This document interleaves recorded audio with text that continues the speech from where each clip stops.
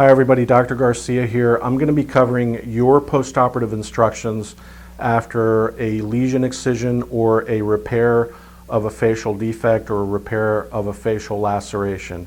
These are fairly simple instructions to follow. We typically, for any lesion excision or for any facial repair, put tapes on your face after the procedure, and there is nothing for you to worry about in terms of cleanings except keep your head elevated for at least 2 weeks after the operation. That's going to help with the bruising and the swelling. You can also do cold compresses, not on the tape, but the areas around where the tape is, to help reduce the inflammation and the bruising.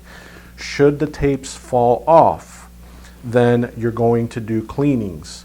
The cleanings are very simple. Only if the tapes fall off. We do not want you to pull any tapes off. We do that here in the office after you have recovered. But if the tapes fall off for whatever reason, we want you to clean the area with hydrogen peroxide and a Q-tip. You dunk the Q-tip in the hydrogen peroxide, and then you clean the affected area 6 times a day. That is only if the tapes have fallen off. After you clean with the peroxide, we want you to use an antibiotic ointment. This one is Neosporin. You can use triple antibiotic or bacitracin, and you apply it right on the area. We want a thin little layer of the antibiotic ointment on the area, and that's it. Do not recover the wound. Do not put a Band-Aid over it. Do not put a piece of tape over it. Leave it out in the air. And this is only if the tapes fall off. If the tapes do not fall off, you do not need to do any cleanings. Thank you for watching.